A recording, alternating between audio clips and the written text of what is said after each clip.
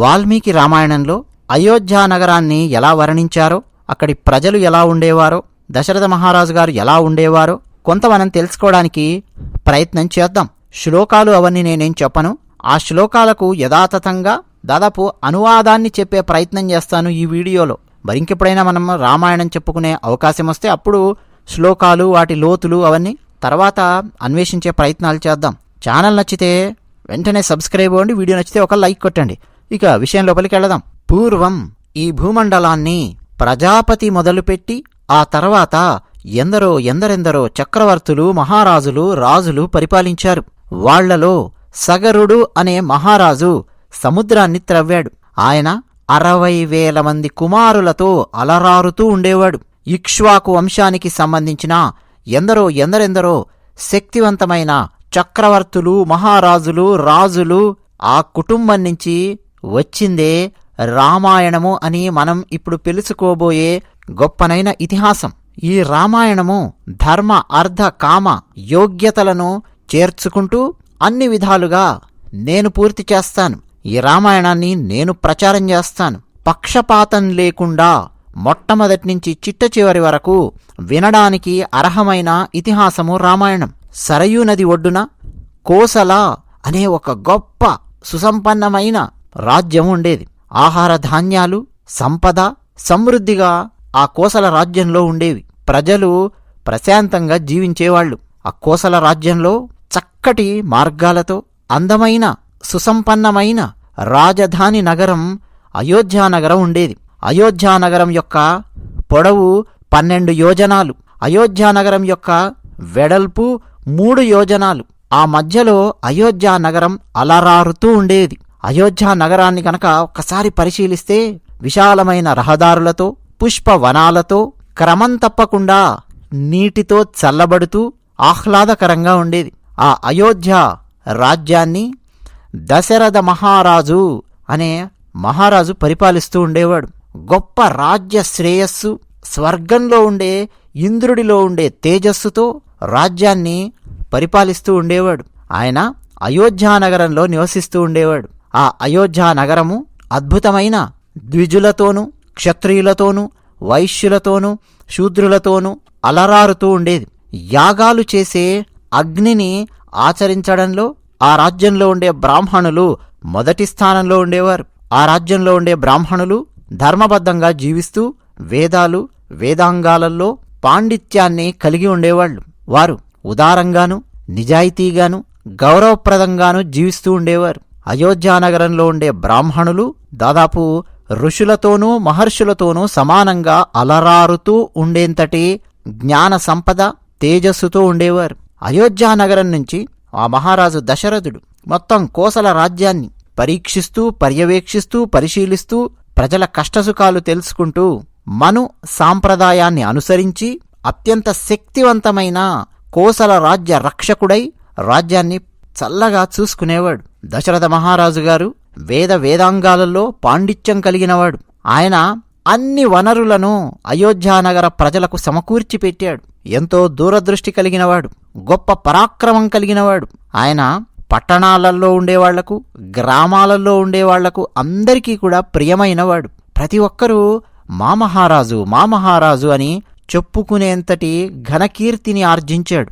ఇక్ష్వాకు వంశంలో పుట్టినటువంటి మహారాజులలో దశరథ మహారాజు గురించి మాట్లాడాలంటే ఎంతోమంది మహారథులతో ఒంటరిగా పోరాడగలిగిన గొప్ప పోరాట యోధుడు దశరథ మహారాజు. ఆయన ప్రజల కోసం ఎన్నెన్నో త్యాగాలు చేశాడు. ధర్మ సాధన కోసం జీవితాన్ని అంకితం చేశాడు. ఆయన తన దగ్గర ఉండే అన్ని రకాల వ్యవహారాల మీద పూర్తి నియంత్రణ కలిగి ఉండేవాడు. ఆయన ఒక గొప్ప ఋషి, రాజ సన్యాసి. భూలోకం, భువర్లోకం, సువర్లోకం 3 లోకాలలో ప్రసిద్ధి చెందినవాడు దశరథ మహారాజు. పరాక్రమవంతుడు, శత్రువులను నాశనం చేయడంలో సామర్థ్యం ఉన్నవాడు. ఆయనకు చాలామంది మంచి స్నేహితులున్నారు. తన ఇంద్రియాలపై సంపూర్ణమైన నియంత్రణ కలిగి ఉన్నవాడు దశరథ మహారాజు. సంపదలో కుబేరునితో పోల్చదగినవాడు, పరాక్రమంలో ఇంద్రునితో పోల్చదగినవాడు. ఎప్పుడూ తన మాటకు కట్టుబడి ధర్మాన్ని పాటించే దశరథ మహారాజు దేవేంద్రుడు అమరావతిని పాలించినట్టు కోసల రాజ్యాన్ని పరిపాలించాడు. ఆ కోసల రాజ్యం యొక్క రాజధాని అయిన అయోధ్యానగరంలో ప్రజలు ఎప్పుడూ సంతోషంతో ఉండేవారు. ధర్మాత్ములు, బాగా చదువుకునేవారు, వేదాలు శాస్త్రాలలో పాండిత్యం కలిగినటువంటి వాళ్ళున్నారు. వాళ్లకుండే సొంత ఆస్తులతో సంతృప్తి చెందేవాళ్లు తప్ప దురాశతో ఇతరుల ఆస్తులను కబళించాలి అన్న దుష్ట మనస్తత్వం ఎంత వెతికి చూసినా అయోధ్యానగర ప్రజల్లో ఉండేది కాదు. ఎప్పుడూ సత్యం మాట్లాడతారు. అలాంటి ఉత్తమమైన నగరం అయోధ్యానగరం. ఒక్కొక్కసారి ఎవరి దగ్గరైనా సరే తగినంత సంపద లేదా అని మనం వెతికి చూస్తే అలాంటి వాళ్ళెవరూ కనిపించేవాళ్లు కాదు. తగినంత సంపద ఉండేది. ధర్మబద్ధంగా జీవించేవారు. అర్ధ కామాలను ధర్మబద్ధంగా సాధించేవారు. ఆహార ధాన్యాలు కావచ్చు, పశువులు కావచ్చు, గుర్రాల సంపద కావచ్చు, లేని గృహస్థుడు ఒక్కడు కూడా అయోధ్యలో లేడు. అయోధ్యానగరంలో ఎక్కడా కాముకులు లేరు, లోభులు లేరు, నాస్తికులు కనిపించలేదు. అందరూ, వారు పురుషులైనా మహిళలైనా సరే, అయోధ్యానగరంలో సత్ప్రవర్తన కలిగి ఉండేవారు. వారి స్వీయ నియంత్రణతో ధర్మాన్ని పాటిస్తూ ఉండేవారు. అందుకనే అక్కడి ప్రజలు కూడా మహర్షులలాగా స్వచ్ఛంగా ఉండేవారు. అయోధ్యానగరంలో చెవులకు ఆభరణాలు లేకుండా ఎవ్వరిని మనం చూడలేం. ప్రతి ఒక్కరి చెవులకు ఆభరణాలుండేవి. మెడలో మాలలు వేసుకుని కనిపించేవారు. శరీరంపై సువాసనలు అద్దుకొని ఉండేవారు. ప్రజలలా నడుస్తూ ఉంటే సువాసనలు గుబాళిస్తూ ఉండేవి. అయోధ్యానగరంలో తృప్తిగా ఆహారం దొరికేది. దాన ధర్మాలు చేస్తూ ఉండేవారు. ఎవరైనా సరే అయోధ్యానగరం వైపు నుంచి వెళుతూ ఉంటే వారిని పిలిచి మరీ దానధర్మాలు చేస్తూ ఉండేవారు. చేతులకు ఆభరణాలు లేనివాళ్లుగాని, తలమీద కిరీటాలు ధరించకుండా ఉండేవాళ్లుగాని అయోధ్యానగరంలో వెతికి చూచినా కనిపించేవాళ్లు కాదు. అంటే ప్రతి ఒక్కరి చేతులకు ఆభరణాలు, మెడలో ఆభరణాలు, కంకణాలు, కిరీటాలు, ఇవన్నీ అయోధ్యానగర ప్రజలు ధరిస్తూ ఉండేవారు. అంటే అంత సంపదతో అలరారుతూ ఉండేది. ఆవేశాలను, ఉద్వేగాలను అదుపు చేసుకుంటూ జీవిస్తూ ఉండేవారు. అంటే ఆవేశాలకు లోనైపోవడము, ఉద్వేగాలకు లోనైపోవడము, జీవితాన్ని దారుణంగా తయారు చేసుకోవడము, అలాంటి వాళ్ళు ఎవ్వరూ కూడా కనిపించేవాళ్లు కాదు. ఎవ్వరి ముఖారవిందాలు చూసినా ప్రశాంతంగా ఉండేవాళ్లు. అయోధ్యానగరంలో ప్రతిరోజు అగ్నిహోత్రం చేస్తూ ఉండేవారు. యాగము చేయని వారు, చేయించని వారు అయోధ్యానగరంలో లేరు. అంటే యజ్ఞయాగాదుల పట్ల అంత ఆసక్తి, అంత మక్కువ. ఏదో బ్రాహ్మణులు ఎవరో యజ్ఞం చేసుకుంటున్నారులే అలా కాదు. అన్ని వర్గాల వారు, అన్ని వర్ణాల వారు యజ్ఞయాగాదులు చేయించడంలో ముందుండేవారు. యజ్ఞానికి అంత ప్రాముఖ్యత ఇచ్చేవారు అయోధ్యానగరంలో. దొంగలు వెతికి చూచినా కనిపించేవాళ్లు కాదు. నీచమైన వ్యక్తులు వెతికి చూచినా కనిపించేవాళ్లు కాదు. బ్రాహ్మణులు తమ విధి నిర్వహణపై ఎప్పుడూ ఆసక్తి చూపిస్తూ ఉండేవారు. తమ ఇంద్రియాలపై నియంత్రణ కలిగి ఉండేవారు. ఓ పక్క దాతృత్వం, మరో పక్క విద్యాసంపదతో అలరారుతూ ఉండేవాళ్లు. అలాగే ఎప్పుడైనా సరే వాళ్లు దానధర్మాలు స్వీకరించాల్సి వచ్చినా, వివాహ సంబంధాలను కొనసాగించాల్సి వచ్చినా స్వీయ నియంత్రణలో ఉండేవారు. అంటే డబ్బుల కోసం ఇతరులను పీడించేవాళ్లు కాదు. అలాగే అయోధ్యానగరంలో నాస్తికులు లేరు, అబద్ధాల కోర్లు లేరు, శాస్త్రాలు తెలియని వాళ్లు లేరు, అసూయ ఉన్నవాళ్లు లేరు, అసమర్థులు లేరు, చదువుకోని వాళ్ళెవ్వరూ లేరు. వేదాంగాలలో ప్రావీణ్యం లేని బ్రాహ్మణుడు లేనే లేడు. అలాగే దానం చేయడం మొదలు పెడితే వేలల్లో దానం చేస్తూనే ఉంటారు. ఎవరు పరధ్యానంగా ఉండరు. అలాగే నిరాశతో కనిపించరు, నిస్పృహతో కనిపించరు. ఎవరి మొహం చూసినా, ఎవరి పెదవులపై చూసినా సంతృప్తి, సంతోషం, ఆనందం ఇవన్నీ కనిపిస్తూ ఉండేవి. అయోధ్యానగరంలో ఐశ్వర్యము లేని పురుషుడెవరైనా ఉన్నాడా అంటే ఒక్కరు కూడా కనిపించేవాళ్లు కాదు. పోనీ అయోధ్యానగరంలో అందము లేని స్త్రీ ఎవరన్నా ఉన్నారా అంటే ఒక్కరు కూడా కనిపించేవాళ్లు కాదు. అంటే ఐశ్వర్యంతో ఉండే పురుషులు, అందంతో ఉండే స్త్రీలు అయోధ్యానగరంలో ఉండేవారు. రాజు అంటే దశరథ మహారాజు గారి పట్ల భక్తి భావన లేని వాళ్ళెవరైనా కనిపిస్తారా అంటే అది అసాధ్యం. ప్రతి ఒక్కరికి దశరథ మహారాజు గారి పట్ల ఆ రాజభక్తి ఉండేది. అలాగే అయోధ్యలో ఉత్తమమైన ప్రాంతాలు, వీధులు ఎన్నెన్నో ఉండేవి. 4 వర్గాల గురించి మాట్లాడితే, వర్ణాల గురించి మాట్లాడితే, బ్రాహ్మణులు నిరంతరం దేవతారాధన చేస్తూ అతిథులను పూజిస్తూ ఉండేవారు. కృతజ్ఞతాభావం కలిగి ఉండేవారు. నిష్ణాతులు, పరాక్రమవంతులు కూడా అలా బ్రాహ్మణులు జీవిస్తూ ఉండేవారు. సత్యం పలికేవారు, నీతి తప్పకుండా ఉండేవాళ్లు. అలాగే తమ కుమారులతోనూ మనుమలతోనూ భార్యలతోనూ కలిసి ఆనందంగా జీవితాన్ని గడుపుతూ ఉండేవారు బ్రాహ్మణులు. ఇక క్షత్రియులు బ్రాహ్మణులకు విధేయులుగా ఉండేవారు. అలాగే వైశ్యులు క్షత్రియులను అనుసరిస్తూ ఉండేవారు. క్షత్రియులు పోరాట పటిమలో గాని సామర్థ్యంలో గాని ఏమాత్రం ఎవరికీ తక్కువ కాదు అన్నట్టుగా ఉండేవాళ్లు. తమ సామ్రాజ్యాన్ని సంరక్షించడంలో దశరథ మహారాజు గారికి నిరంతరం సేవ చేస్తూ ఉండేవాళ్లు క్షత్రియులు. అలాగే వైశ్యులు అయోధ్యానగరంలో అత్యద్భుతమైన వ్యాపారాలు చేస్తూ అయోధ్యానగరపు సంపద పెరగడానికి దోహదం చేస్తూ ఉండేవాళ్లు. అలాగే శూద్రులు తమ తమ శక్తి సామర్థ్యాలను అనుసరించి వివిధ వృత్తులు చేసుకుంటూ అయోధ్యానగరంలో ఆనందంగా జీవిస్తూ ఉండేవారు. ఆ నగరాన్ని ఇక్ష్వాకు వంశంలో పుట్టిన దశరథ మహారాజు గారు సమర్థవంతంగా పరిపాలిస్తూ వచ్చారు. అదేవిధంగా గతంలో మనుష్యులలో అగ్రగామిగా అత్యంత తెలివైనవాడుగా మెలిగిన మనువు పరిపాలించాడు అటువంటి సామ్రాజ్యం. ఆ సామ్రాజ్యము సింహాలతో నిండిన గుహలాగా యోధులతో నిండిన అయోధ్యానగరం కనిపించేది. పిరికివాళ్లెవరూ లేరు. సింహాలు పోరాడినట్టు పోరాడతారు. శత్రువుల పట్ల జ్వలించే నిప్పులాగా ఉండేవాళ్లు.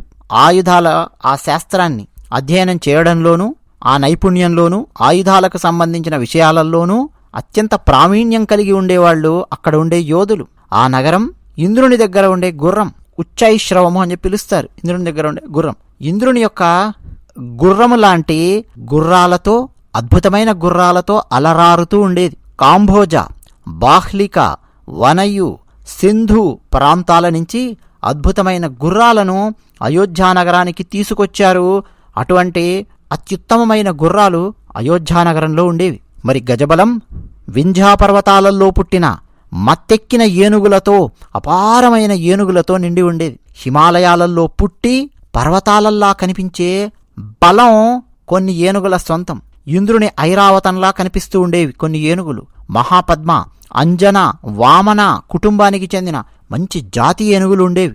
మొత్తం అయోధ్యానగరంలో ఉన్న అత్యధిక ఏనుగులను మనం పరిశీలిస్తే భద్ర, మంద్ర, మృగ అనే 3 జాతులకు చెందినటువంటి ఏనుగులు, అలాగే భద్రమంద్ర, భద్రమృగ, మంద్రమృగ, మృగభద్ర, ఇలా ఈ 3 జాతుల యొక్క ఉపజాతి ఏనుగులు అక్కడ ఉండేవి. పర్వతాలను పోలిన ఏనుగులతో అయోధ్యానగరము అలరారుతూ ఉండేది.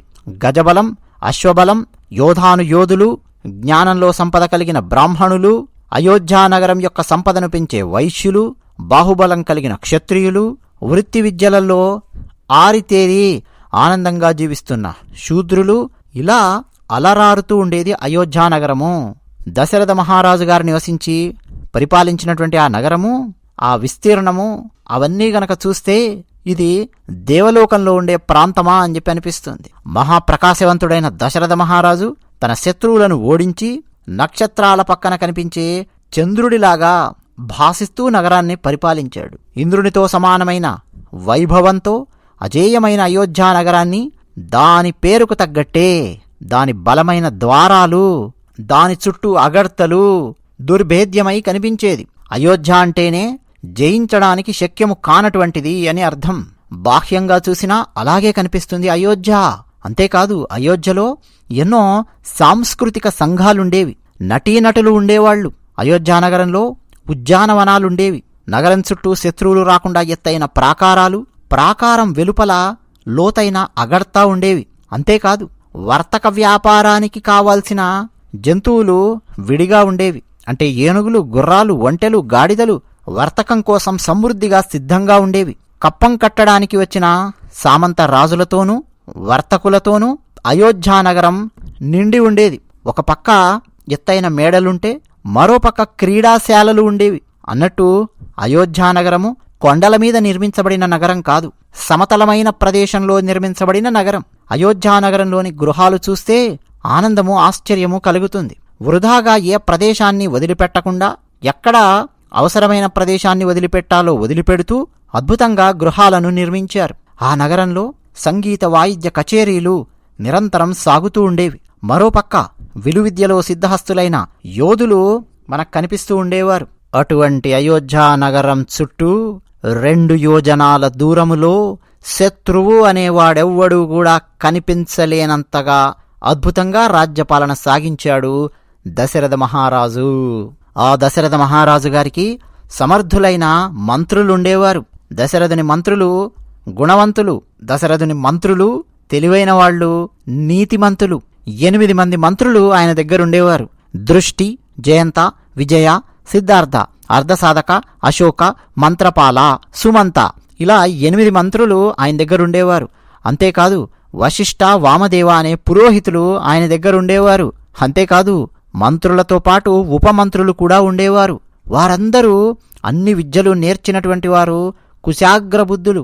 మరోపక్క దశరథ మహారాజు గారికి మంచి చెడు చెబుతూ వారిని నడిపించడానికి వశిష్ఠుడు, వామదేవుడు ఆయన దగ్గరే ఉండేవారు.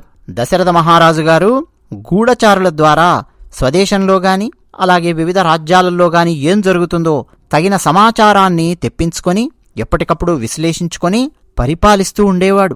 అలాగే తన మంత్రుల వ్యవహార శైలిని కూడా పరీక్షిస్తూ పర్యవేక్షిస్తూ వాళ్లకు తగిన సూచనలు, సలహాలు ఇస్తూ ఉండేవాడు దశరథుడు. దశరథ మహారాజు గారి పాలనలో న్యాయాధికారులు స్వ, పర అన్న భేదం లేకుండా అద్భుతంగా తీర్పులు చెబుతూ ఉండేవారు. తప్పు చేస్తే ఎటువంటి వారికైనా సరే, ఆఖరకు తమ సొంత కుమారులకైనా సరే దండన విధించడంలో వెనుకాడరు. అంతటి న్యాయం అయోధ్యానగరం సొంతం. అలాగే తమకు అపకారము చేయని వాళ్లైతే శత్రువునైనా సరే హింసించేవారు కాదు. అటువంటి గొప్పనైన ప్రజలతో, మంత్రులతో, మహానుభావులతో, గృహస్థులతో, 4 వర్ణాల వారితో, యోధులతో అయోధ్యానగరము అలరారుతుంటే దాన్ని అంత అద్భుతంగా పరిపాలించాడు దశరథ మహారాజు. ఇదండి అయోధ్యానగరానికి సంబంధించిన వర్ణన మనం వాల్మీకి రామాయణంలో చూడొచ్చు. కొన్ని విషయాలు మనం అలా పైపైన తెలుసుకునే ప్రయత్నం చేశామంతే. మరి ఇంకెందుకు ఆలస్యం, ఛానల్ నచ్చితే వెంటనే సబ్స్క్రైబ్ అవ్వండి, వీడియో నచ్చితే లైక్ కొట్టండి. జై శ్రీరామ్.